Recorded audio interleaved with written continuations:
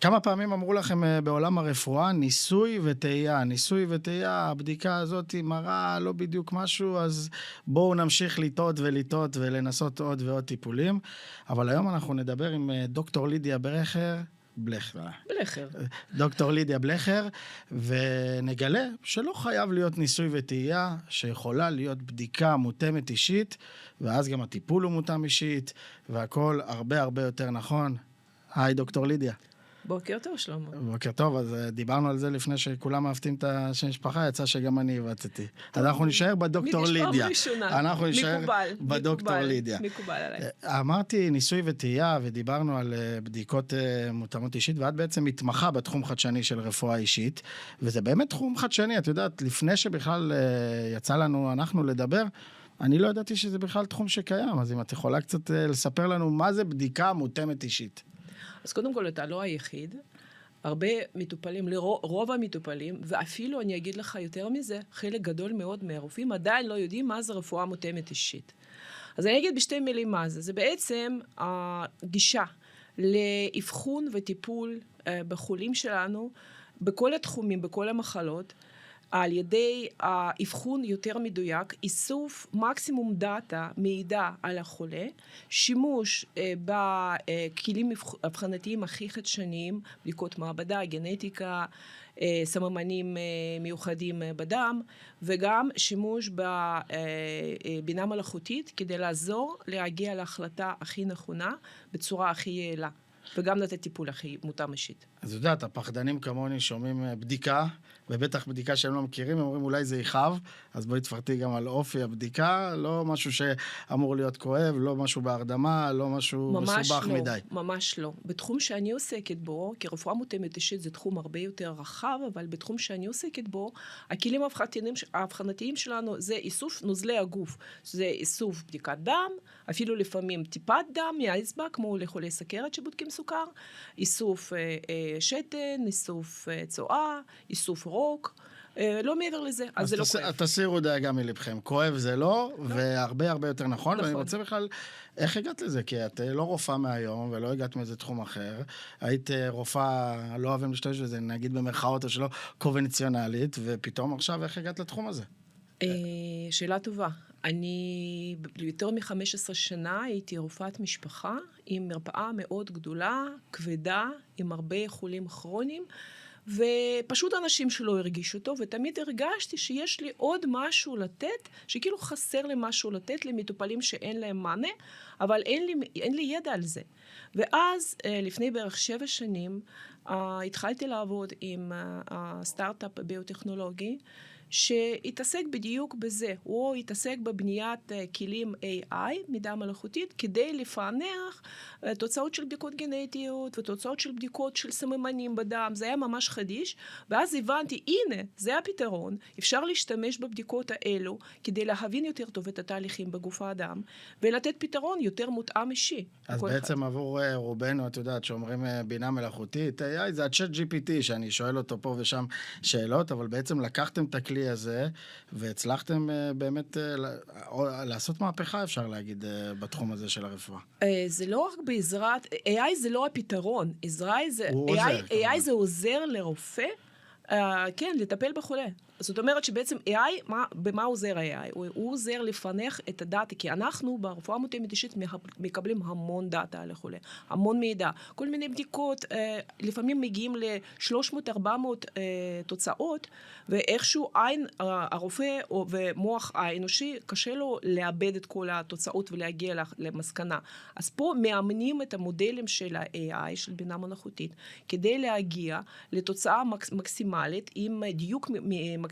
כמובן, הרופאים גם אחר כך מקבלים החלטה בעצמם, אבל יש להם פשוט יותר מידע. את יכולה היום להגיד, ואנחנו כמובן עוד נפתח את זה בהמשך, אבל את יכולה היום להגיד שמבחינת תוצאות זה עולם אחר לגמרי ממה שהיית, כמו שאמרת, 15 שנה, רופאת משפחה ותמיד הרגשת משהו הקטן שחסר. היום, כשאת עושה את הבדיקות מותאמות אישיות, זה נותן תוצאות אחרות לגמרי? לחלוטין. זה לא נותן משהו אחר, זה פשוט מוסיף עוד שכבה של מידע על המצב של הגוף של המטופל. ושוב, הרבה רופאים עוד לא מכירים את זה, כי זה עוד לא מיינסטרים, זה עוד לא מגיע למרפאות של הרופאים. אבל לפני שאנחנו ממשיכים, את אומרת, הרבה רופאים לא מגיעים לזה, אנחנו נשים בצד, זאת לא רפואה הוליסטית, זאת לא רפואה, את יודעת, לא קונבנציונלית, זה פשוט בדיקה שמשפרת משמעותית את הסיכויים ואת הטיפול הנכון. בהחלט. זו רפואה שהיא evidence-based, שהיא מתוחזקת על ידי מדע, ומאושרת על ידי מדע ומחקרים. אנחנו לא משתמשים בבדיקות שהן לא מאושרות. וחוץ מזה, זה נותן פשוט מידע באמת יותר הוליסטי, יותר אינטגרטיבי, אני לא אגיד שלא. זה פשוט נותן לנו מידע על כל הגוף ועל קשר בין התהליכים בגוף האדם. זה משהו שרפואה רגילה קונבנציונלית פשוט לא מיומנת עדיין לתת. לפני את יודעת, שנמשיך בנינוחות הזאת ואני לא אעלב, למה אנחנו הולכים לדבר בעיקר על נשים? כי זה התחום שכרגע מאוד כואב, מכיוון שהתברר, בשנים האחרונות מדברים את זה, אבל עכשיו זה ממש על הפרק, שנשים זה אוכלוסייה שהיא לא נחקרת מספיק. מה זאת אומרת? תפרטי לי את זה. זאת אומרת שהתברר שבכמה עשרות שנים כל המחקרים נעשו בעיקר על אוכלוסיית הגברים. למה בעצם? יש הסבר מדעי לזה או שפשוט? כן. רק 27% מהאוכלוסייה הנחקרת היו נשים, פלוס מינוס, ויש לזה הסבר, כי נשים הרבה יותר קשה לעשות עליהם מחקר. אישה, יש לה סייקל, כן? יש לה מחזור חודשי. במהלך החודש הזה משתנים לה כל מיני פרמטרים בגוף. חוץ מזה, היא אמורה להיכנס להיריון, אז מפחדים עם טיפולים החדשניים שנמצאים במחקר לפגוע בפוריות. אחר כך היא מניקה, אז גם קבוצה הזאת נופלת.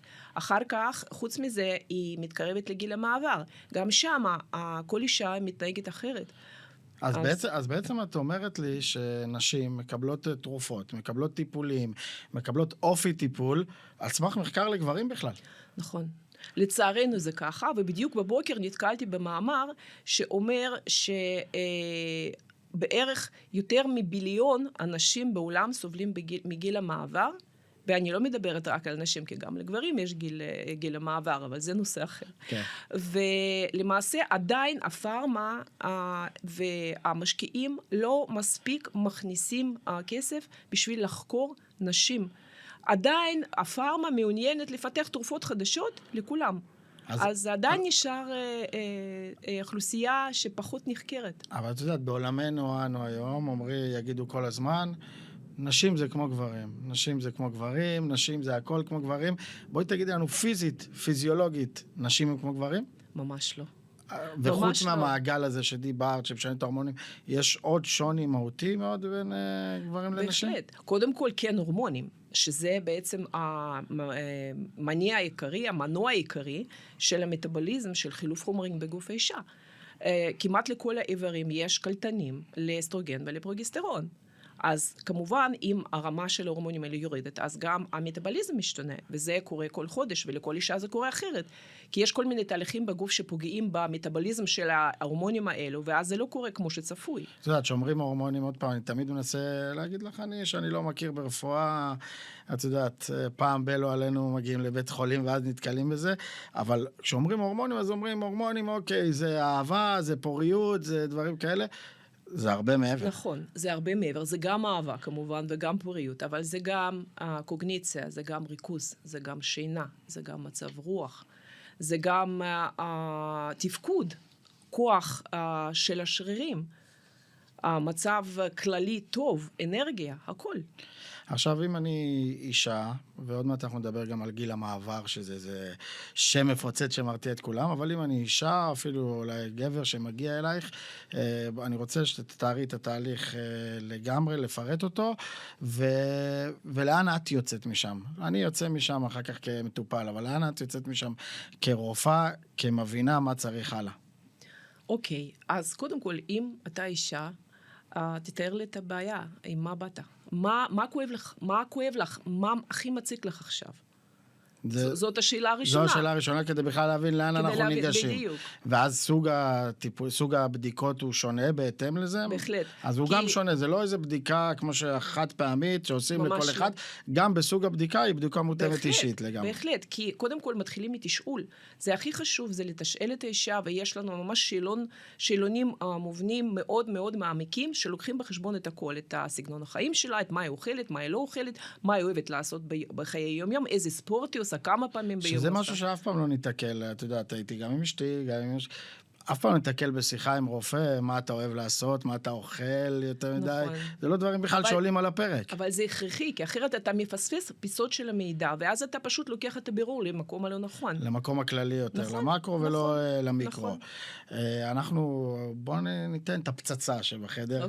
גיל המעבר, הגיל הזה שכולם מפחדות ממנו, וגם הגברים, כמו שאמרתם, מפחדים, הם קוראים לזה משבר גיל אחרי 40 או 50, אבל גיל המעבר. מה זה גיל המעבר הזה? מה באמת משתנה? מה כל כך מטלטל בגיל המעבר?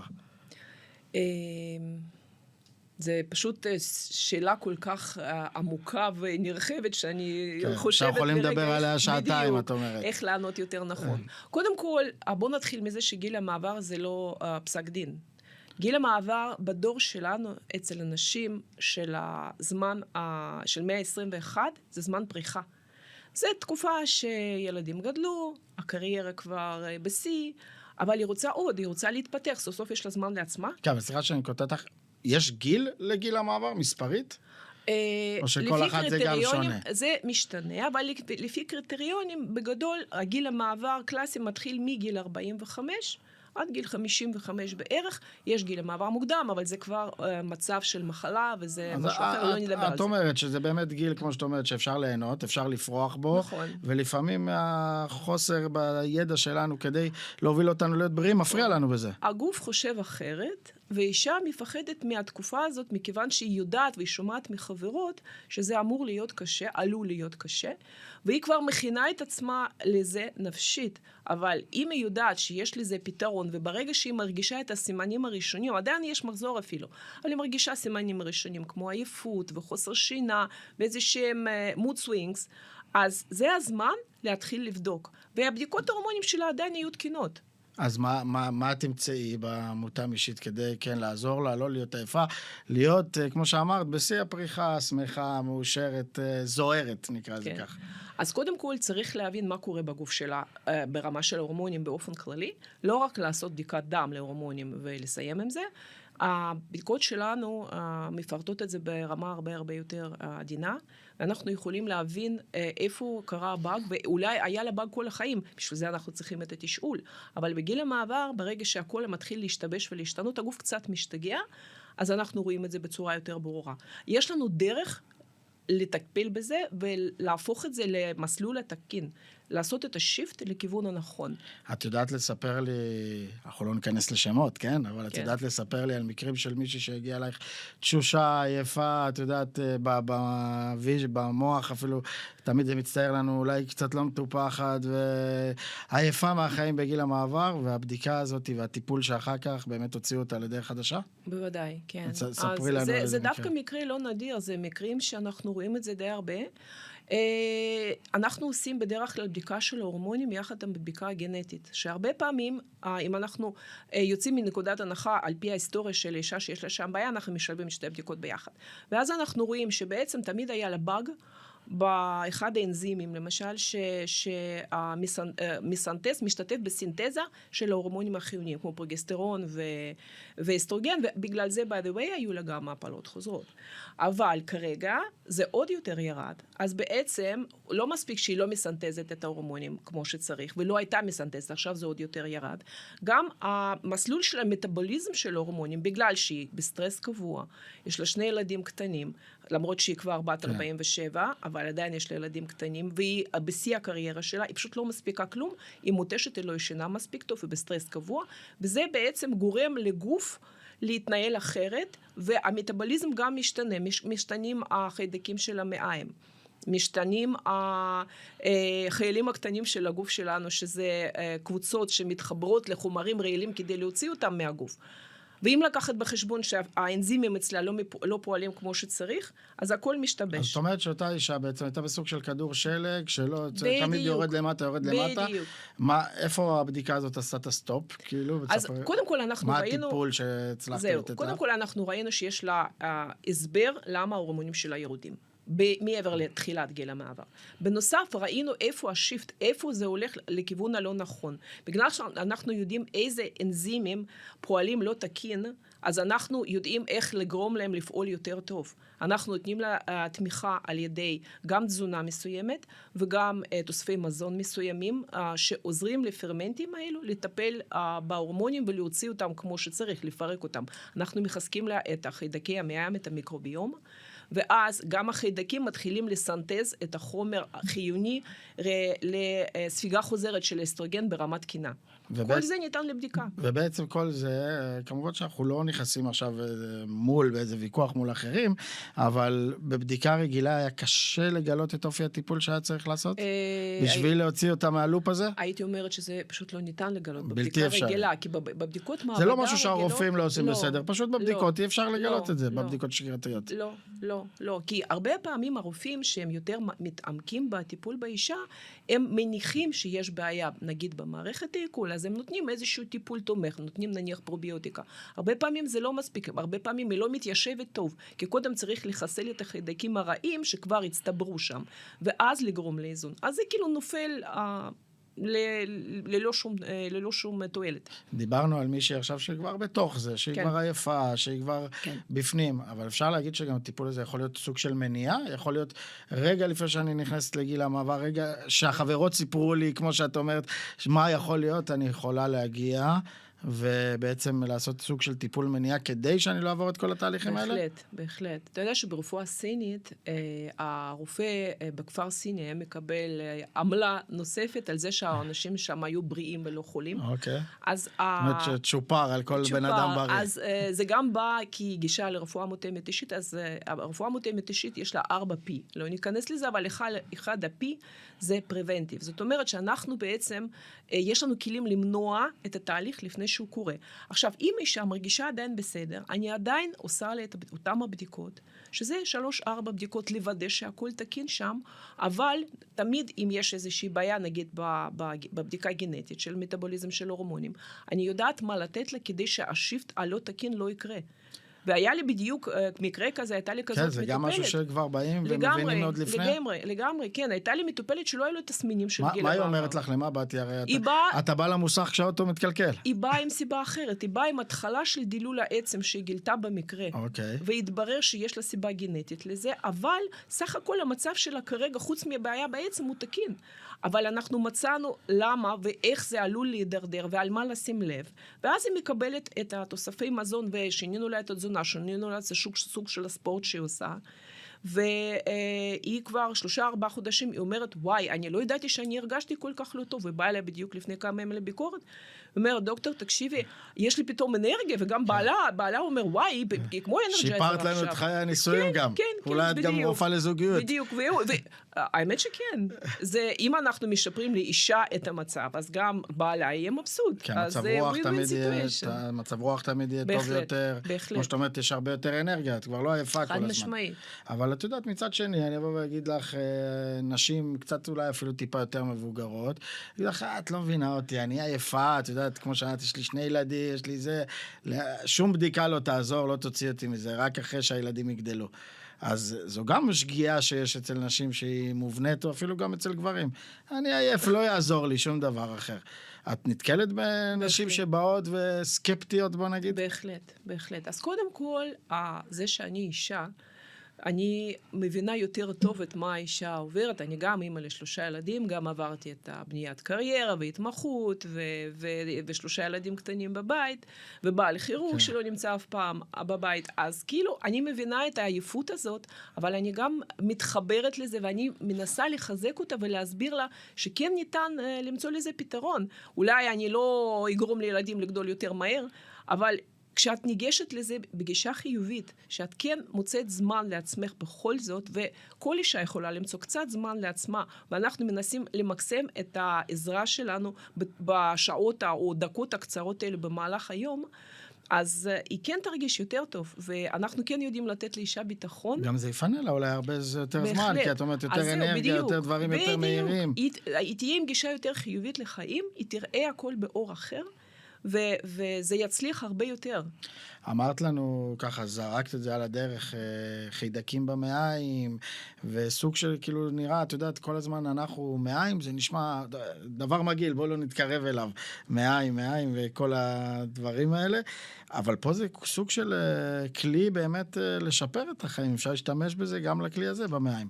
תספרי קצת איך בעצם המעיים הוא הכלי לשיפור, ואיך משתמשים בו באמת כדי לתעל לנו את החיים.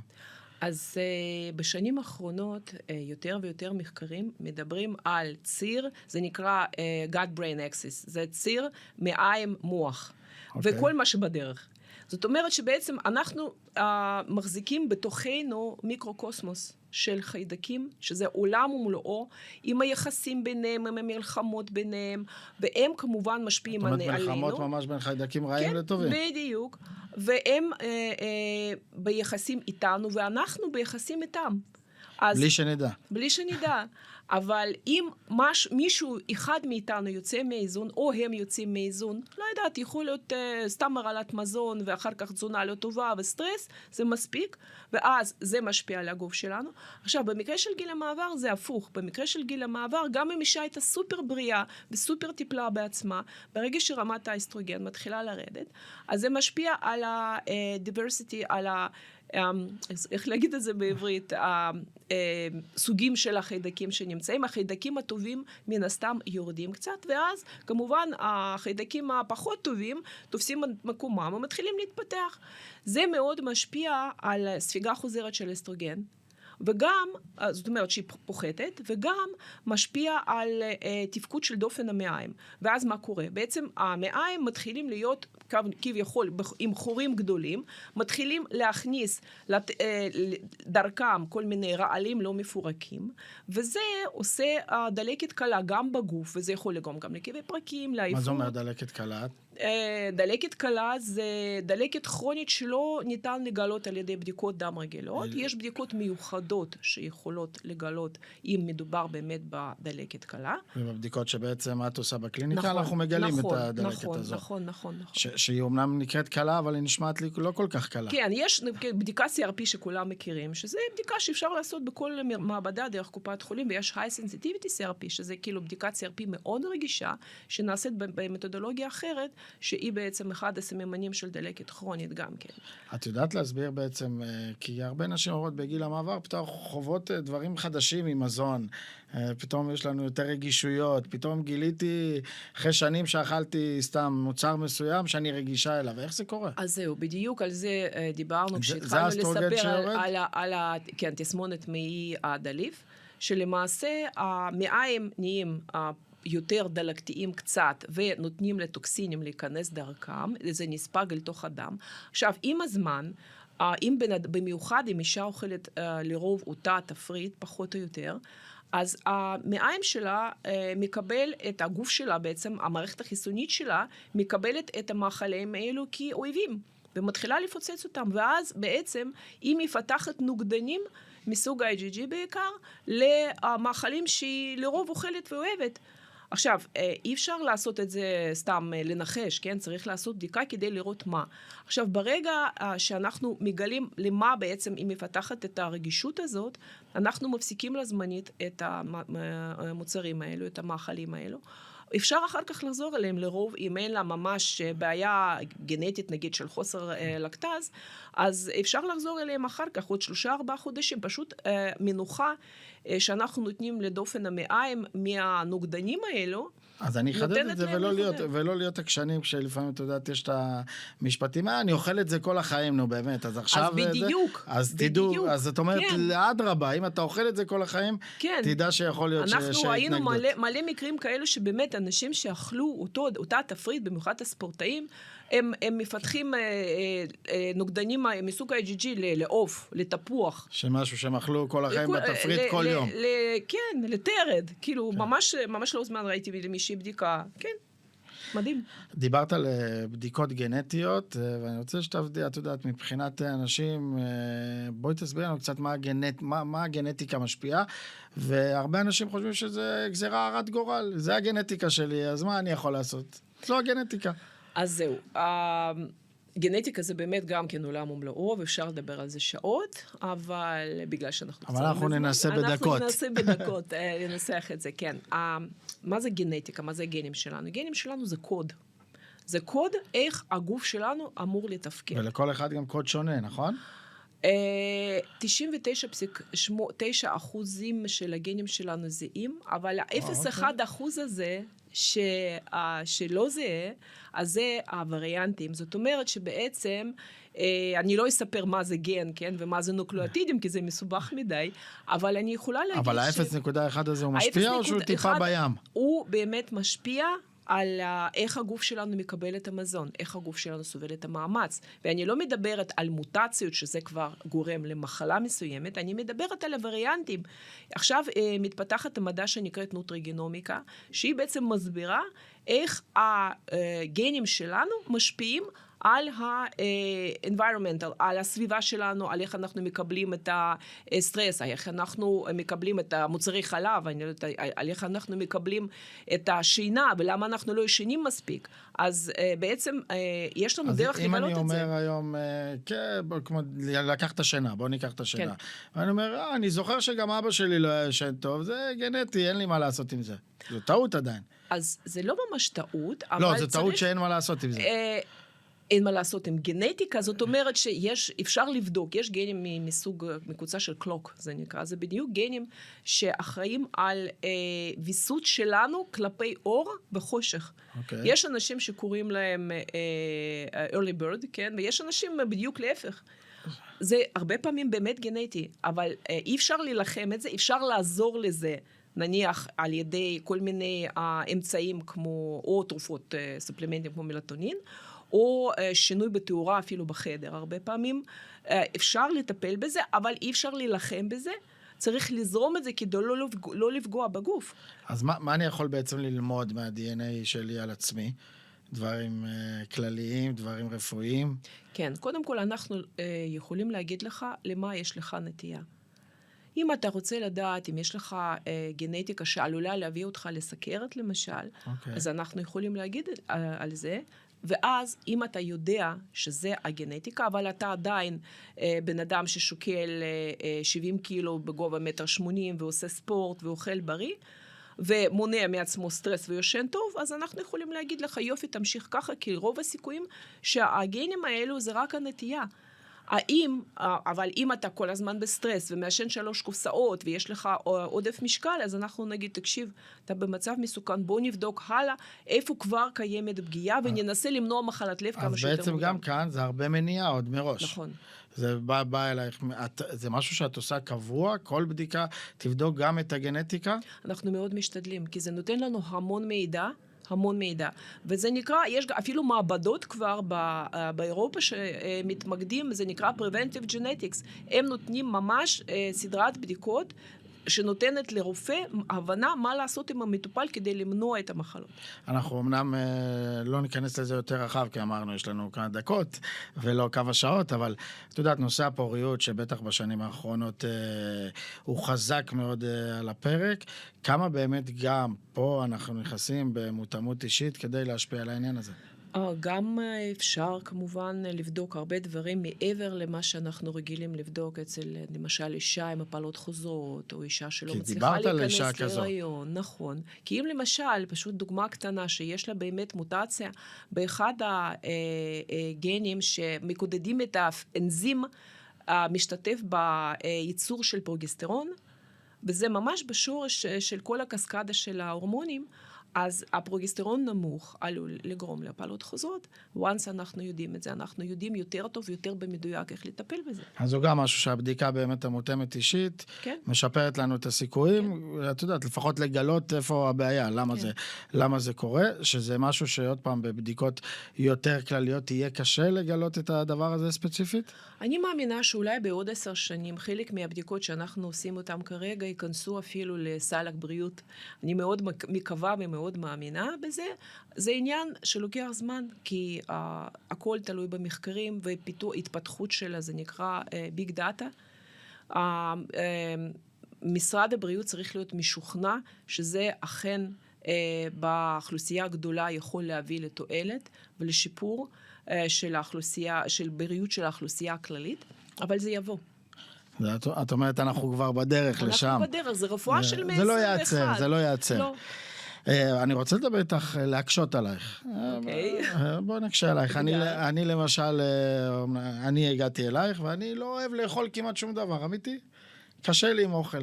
והרבה מהעניין של הטיפול, זה כמו שאמרת, מתאימה תזונה, מתאימה אורח חיים בריא, מתאימה דברים אחרים, ואני גם לא אוהב לעשות ספורט, לא יעזור, ניסיתי הכל, ניסיתי.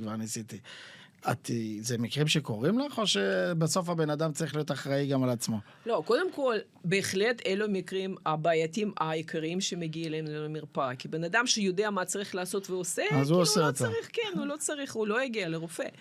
אבל כן, עכשיו צריך להבין, קודם כל, המטרה שלי זה להבין אצל המטופל, למה הוא לא הצליח? איפה היה הקושי? מה הכאב שלו? אולי הוא לא רוצה לקום בבוקר, אולי הוא יותר מדי עמוס בעבודה. עכשיו, שוב, החלק, הפי השני של הרפואה המותאמת אישית של Personalized Medicine, זה Participative. זאת אומרת שבעצם המטופל הולך להיות שותף בתהליך ההחלמה שלו. אז כמובן, אני צריכה אותו כפרטנר, אבל אני יחד איתו מנסה להגיע לנקודה איפה שאנחנו מוצאים למה הוא לא הצליח. הכי להקל עליו. בדיוק, אנחנו לא ניתן לו, לא נגיד לו, תאכל קאסה ותעשה, לא יודעת, הליכות 10 פעמים בשבוע, כי הוא לא מסוגל, הוא לא יכול.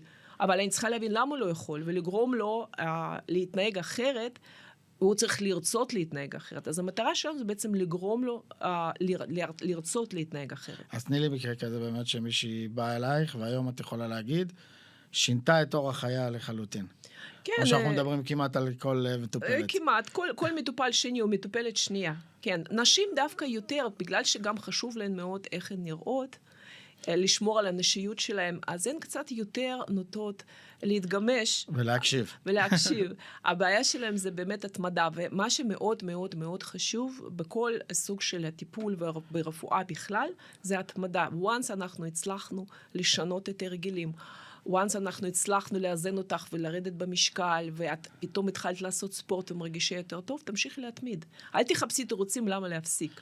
אז אתה נותן בעצם, אם אני ככה קורא בין השורות, טיפול להמשך החיים. הוא לא עכשיו טיפול, קח אנטיביוטיקה 10 ימים וזהו ולך לדרכך, הוא טיפול לאורך כל החיים. לגמרי. בקליניקה שלנו אנחנו עושים אבחון וניהול המטופל. זאת אומרת שאני מטופל נשאר אצלנו, יש לנו מטופלים שאיתנו כבר 5-6 שנים. שאת מלווה אותם. מלווה אותם, כן. אני גם מאוד עוזר לי, כי אני כבר יודעת מה הרקע. אני עושה גנטיקה פעם אחת. לפעמים צריך לחזור על גנטיקה אחרי 5 שנים, כי יש הרבה מידע חדש.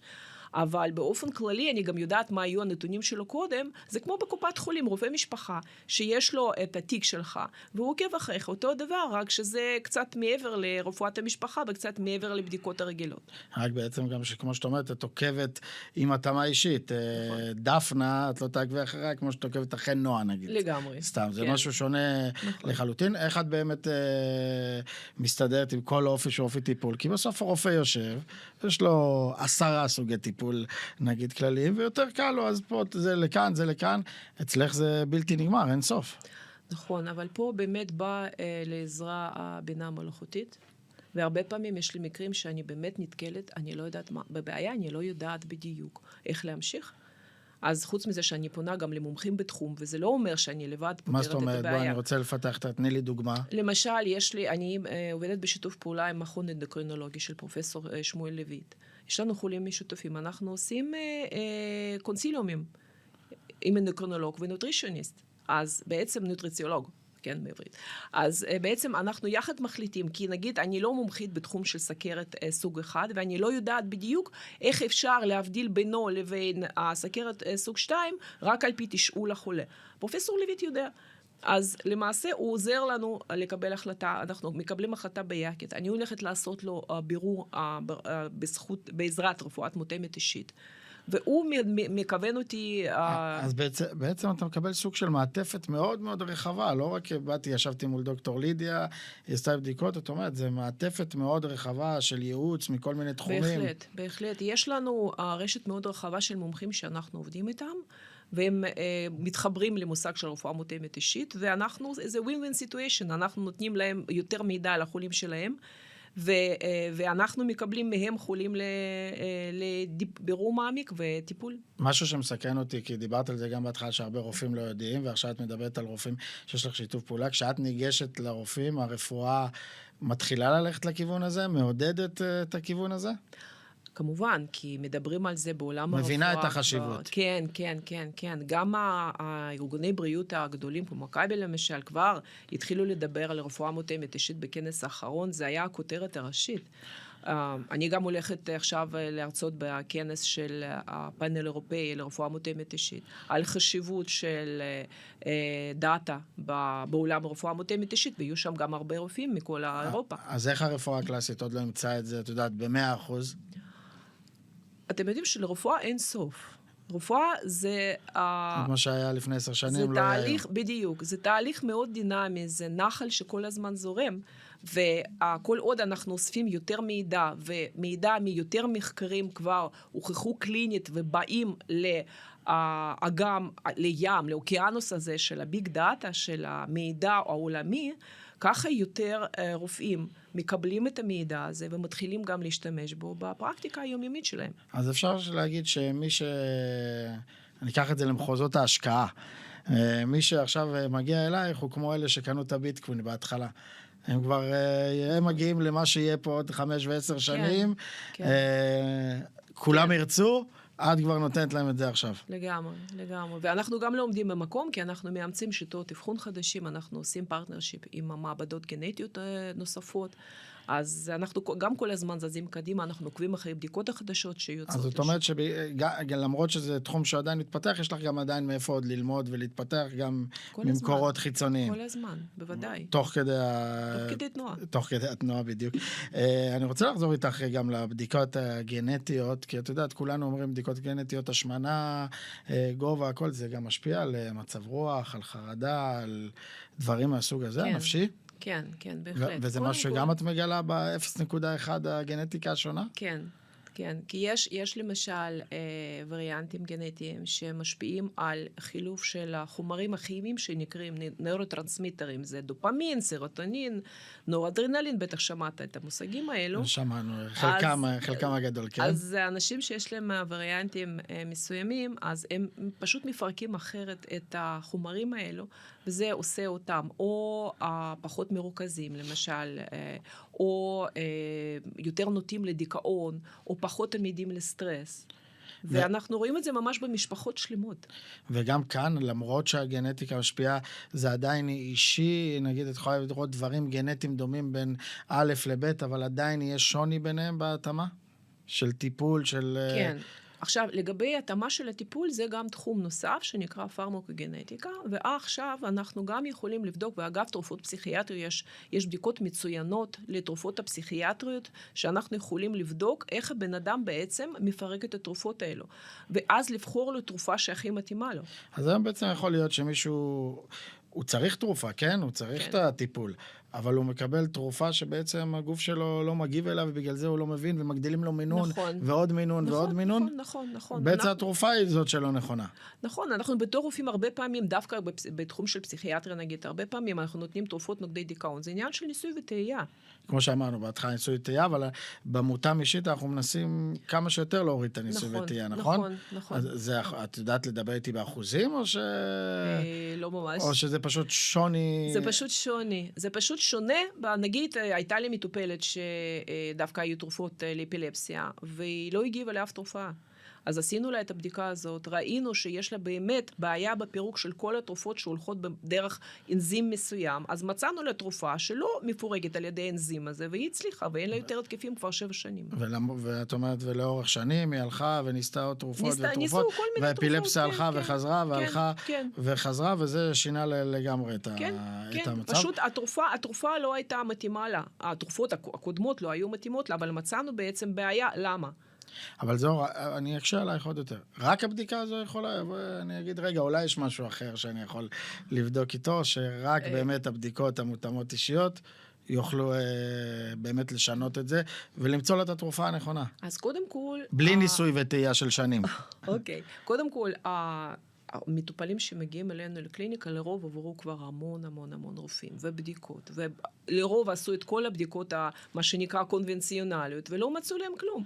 מיואשים מהמערכת הם מגיעים אלייך. מיואשים מהמערכת ומיואשים לא, מעצמם. מזה שלא מצאו להם יותר מיואשים מעצמם, כי הם אומרים, אבל אני לא מרגיש טוב, או אני לא מרגישה טוב, אז למה לא מוצאים לי שום דבר? אז אנחנו מורידים פשוט עוד שכבה. אני גם עושה להם מה שנגיד, לפי הקווים המנחים של ארגוני בריאות העולמים, הם אמורים לעשות לפני שאנחנו יורדים עוד רמה לעומק. יש הרבה אנשים שיגידו לך, אני לא אוהב תרופות, לא רוצה לקחת, אבל פה אני רואה שאת גם מתאימה, כמו שאמרנו, אורח חיים, זה גם הרבה תזונה, זה גם משפיע על שינה, את יכולה לבוא ולהגיד לבן אדם, אתה צריך 8 שעות ביום למשל לישון? זה משהו שאת יכולה להגיד לו את זה? פחות או יותר כן, אבל יותר חשוב, לא כמות השעות שינה, אלא מתי הוא הולך לישון. אוקיי. מה הכוונה? כי זה קשור לייצור מלטונין, לחילוף של האור לחושך, ולשעון הביולוגי של בן אדם. אז זאת אומרת, יש שוני בין שנת בוקר, שנת צהריים, שנת ערב, את יכולה לפרט על זה קצת? כן. השעות הכי רצויות לישון, ללכת לישון זה בסביבות ה-10:30, 11 הכי מאוחר, ולקום אפשר מ5 והלאה, אבל שוב, אם בן אדם הוא early bird מעולה, אם הבן אדם לא יכול, לפי הקלוק שלו, כן, לפי השעון הביולוגי הגנטי שלו, לא יכול, אז יהיה לו קשה לשנות את הרגילים. אז בגדול, כדי לא להכניס את הגוף לסטרס, עדיף למצוא סוג עבודה שמתחילים קצת יותר מאוחר. כאילו, את ממש מגיעה לרזולוציות כאלה שאולי עדיף לך... אתה לא מסוגל עכשיו את השינה, עדיף לך למצוא אורח חיים אחר, אפילו כולל עבודה. לגמרי. ואת רואה, יש לך דוגמאות שבאמת אנשים עשו את זה, וזה שינה להם את החיים, אולי גם הצליחו יותר בעבודה החדשה. יש לי מטופל שהוא מתכנת, והוא עובד עם חברה בארצות הברית. ואז אני לפי הבדיקות שלו, והוא עם עודף משקל ומחלה דלקתית יחסית קשה, שהצלחנו לאזן אותה, ואני פשוט רואה בבדיקות שלה, ברגע שהוא נמצא בסטרס של העבודה, חודש, עבודה מאוד אינטנסיבית, הוא פשוט לא ישן בלילות, הוא ישן מ-3-4 בבוקר ועד לתוך הצהריים, איך הבדיקות שלו משתנות לכיוון הדלקתיות.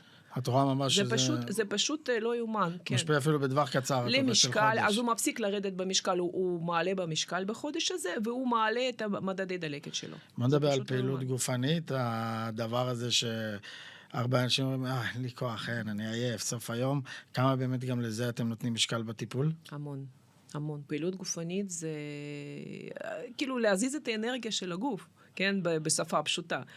זה מאוד חשוב, זה לא רק ירידה בקלוריות, כן, מורידים קלוריות, זה גם חיזוק של הקור, של הבסיס של הגוף. זה מאוד חשוב. זה גם מושפע מכל הדברים האלה של הבדיקה האישית של גנטיקה, שאת אומרת, אתה צריך יותר פעילות גופנית, אתה צריך פחות, או שפשוט צריך?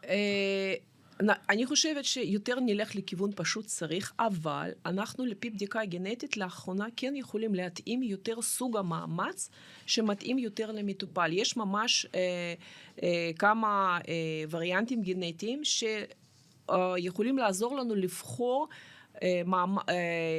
התעמלות יותר מתאימה, למשל מישהו מתאים לו יותר אירובי, מישהו נוטה יותר להיפצע, למשל, במהלך האימון. איך את יכולה לראות את זה בבדיקה?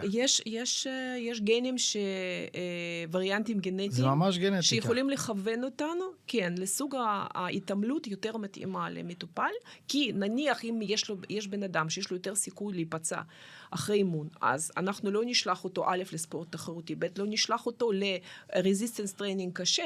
ניתן לו משקלים יותר קלים, כי השריר מתאושש פחות מהר. אז בעצם, את יודעת, אני בא מתחום הספורט גם, וזה גם משהו שיכול להיות גם לספורטאים, הבדיקה הזאת שמותאמת, כי, נכון. זאת אומרת, שחקן אחד יכול כן. להיות יותר פציע מהשני, נכון. מרים משקולות כזה או אחר יכול להיות נכון. יותר פציע, זה מה שאת נתקלת בו, שזה עדיין לא נכנס לתחום הזה? זה לא נכנס בשוטף, אבל אני כן רואה יותר ויותר מתאמנים אישיים שמתעניינים בזה. שרוצים לדעת מה עדיף להם. ודווקא מאמן האישי שלי מבקש שאני אעשה לו כזאת בדיקה. כן, וגם... כי מה? כי יכול להיות שבעצם הוא מתאמן כל כך הרבה שנים על משהו שבכלל לא נכון לו לגוף? אני חושבת שהוא היה מגיב לזה והיה מפסיק, אם זה היה ממש קריטי. אבל א', אני חושבת שזה חיוני לעשות למי שהולך להתאמן ולהיכנס חזק לספורט. ואני מאמינה שעוד כמה שנים אולי אפילו לחבורות ספורט יהיו ממש בדיקות האלו, נגיד תנאי בקבלה לכניסה, לא יודעת, לטים של בסקטבול. את אומרת עד כדי כך, אני מאמינה שזה יקרה, כשנדע קצת יותר... האמת זה נשמע הגיוני מאוד עכשיו. כשנדע קצת יותר, כי כרגע זה עדיין בחיתולים, אבל כבר אנחנו בצורה אישית, כן, אם מטופל בא אליי ואני עושה לי את הבדיקה הזאת, אני יכולה לכוון אותו. אני יכולה להגיד לו, תקשיב, הרמת משקלים האלו לא בשבילך, אל תעשה דדליפט של 180, אתה עלול לקרוע את השרירים. או תעשה הפסקות יותר גדולות בין הסטים. או שאתה בכלל צריך אירובי. או שאתה יותר צריך אירובי, כן. אנחנו, אתה יודע, דיברנו, אני חוזר איתך לגיל המעבר ולדברים האלה, ויש המון המון מיתוסים. יש איזה מיתוס אחד שאת אומרת, בואו נשבור אותו לחלוטין, תוציאו אותו מהלקסיקון? כן. או כמה? מיתוס אחד, שהורמונים זה מסוכן. לקחת הורמונים זה מסוכן. אז המיתוס שבטעות עלה לאוויר ב-2012, אחרי מחקר שפורש לא לגמרי נכון, ורופאים פשוט נבהלו. אז הרופאים נבהלו. הרופאים נבהלו, ותקופה מסוימת פשוט ממש הייתה ירידה ברישום של הורמון replacement therapy. איפה היה השינוי חזרה? השינוי חזרה, אני חושבת שבאולי 5 שנים האחרונות שיצאו יותר מחקרים על זה שעד כמה טיפול הורמונלי חלופי הוא מועיל, אבל שוב, אני חוזרת, לא לכל אישה, לא לכל אישה ולא כל סוג של טיפול. אז אם אישה לא רוצה באמת טיפול הורמונלי, היא עדיין לא מוכנה לשמוע על זה, יש אלטרנטיבות? לא 100% אלטרנטיבות, אבל אני דנה איתה על בעד ונגד. ואפשר תמיד למצוא פתרון, כי אם אישה בפירוש לא רוצה לקחת הורמונים, אז היא תפסיד חלק מהתועלת של הורמונים, יחד עם זאת, או אסור לה, נגיד, יש נשים שאסור להם לקחת הורמונים. אבל אני אתן לה טיפים, ואני אתן לה תוספי מזון למשל, ואני אכוון אותה ללייפסטייל מסוים, כדי שתרגיש כמה שפחות את התסמינים של גיל המעבר, וגם נמזער את הנזקים של גיל המעבר המצטברים. אמרת תוספי מזון, ואותי מעניין, אתה יודעת, יש אנשים שחיים על תוספי מזון, זה יכול גם להיות מזיק אם זה לא במינון, ואם זה לא נכון. לגמרי. זה משהו שאת נתקלת בו, אני לא יודע, לדעתי יש אנשים שגם לוקחים תוספי מזון בלי להתייעץ עם אף אחד. נכון, לגמרי. וא', הרבה פעמים מוצאים אלפי שקלים על תוספי מזון שבכלל לא יעילים. כי א', זה לא מה שהוא צריך, ב', יכול להיות שזה לא נספק, ג', יכול להיות שזה פשוט חברה שהיא לא טובה, ואז זה סתם כמו לקחת מים. אבל התוספי מזון שאנחנו נותנים, קודם כל אנחנו משתמשים בחברות מסוימות שאנחנו בטוחים בהם, ואנחנו יודעים שזה אכן עובד. מוכרות, מאושרות כמובן. כן, וגם מאוד חשוב איך אתה לוקח, מתי אתה לוקח. לפעמים יש תוספי מזון שנוגדים אחד את השנייה, אז כאילו, מה השגת שאתה... זאת אומרת, זה עולם שלם שלך, אנשים לא יודעים, הם קונים פה, שם, והם לא יודעים שצריך לקחת את זה בערב, אולי בבוקר זה גם משמעותי, אור וחושך, אמרת, עם אוכל, בלי אוכל, ביחד, לא ביחד, עם קפה, בלי קפה, אפילו תירואיבוש יכול להשפיע על ספיגה. אפילו? תירואיבוש. כן? כן. עד כדי כך, את אומרת, כל דבר... אז בעצם, עוד פעם, אם אני לוקח את הכל ומסכם, אנחנו לא רק יצורים שונים באופי, אנחנו גם גופנית שונים אחד מהשני לגמרי, יכול להיות דברים דומים, אבל לכל אחד יש את הייחודיות שלו. נכון. לחלוטין, כאילו זה משהו שאת רואה. יכול להיות שני אנשים שהם זהים? כן, תאומים זהים. רק תאומים זהים? תאומים זהים, אבל אני לא אשכח את המקרה הזה מהטקסטבוק שלי ברפואה, בשנה הראשונה שראיתי סיפור על שני תאומים זהים שהופרדו בילדות, אחד נסע לאוסטרליה, הפך להיות טבח, שני נשאר בארצות הברית ונהיה קאובוי. ואז זה שנהיה טבח, למרות שהם תאומים זהים, יש להם גנטיקה 100% זהה, הוא הפך להיות שמן, סכרתי, ומת ממחלת לב בגיל 40, משהו כזה, וההוא שנהיה קאובוי, הוא נשאר הזה, פעיל, וחי עד גיל 70. אז זאת אומרת, אפילו אם אנחנו זהים, נכון. תראי מה ההתאמה האישית עושה. נכון, כי גנטיקה, יכול להיות סביר להניח שלשניהם הייתה נטייה גנטית למשהו, אבל למחלת לב, אבל אחד נהיה לייפסטייל שלא נתן לגן הזה לקחת פיקוד, והשני פשוט נתן לו לקחת פיקוד, ואז התפתח מה שהתפתח. אז את אומרת, אם הטבח היה מגיע אלייך להתאמה אישית, אולי היית נותנת לו כלים להיות יותר הקובוי. כן. להיות יותר הקובוי. גיל המעבר שדיברנו, יש לך מסר לאנשים שבאמת, כמו שאמרנו, חוששות מאוד, ואולי גם לגברים היום, בטח ביום, יש לך מסר, אולי אל תחששו? בהחלט, כן. גיל המעבר זה תקופה של פריחה, שצריך פשוט לאפשר לגוף שלך או שלך לפרוח, ולמצוא כוחות לעשות את זה ולהתקדם ולהקדיש זמן לעצמך או לעצמך ולהיות שמח ולהיות עם המשפחה ולטפל בעצמך, כי אנחנו עכשיו בתקופה של לונג'ביטי, מדברים הרבה על לונג'ביטי, כן? זה להרחיב את הזמן שאתה מרגיש טוב עם עצמך, אתה מרגיש בריא וצעיר, ואנחנו יכולים לעזור בזה. אנחנו רואים גם שאורח החיים, אתה יודעת, לפני הרבה שנים 70 זה היה זקן נכון. מאוד, היום זה צעיר אפילו. לגמרי. אז זה מה שאני אומרת, שזה הזמן לפרוח, אנחנו בקליניקה שלנו יכולים לעזור לכם לעשות את זה, תבואו, תבדקו. איך נראית באמת בעינייך אישה שעוברת את גיל המעבר בקלאס, בסטייל? בסטייל?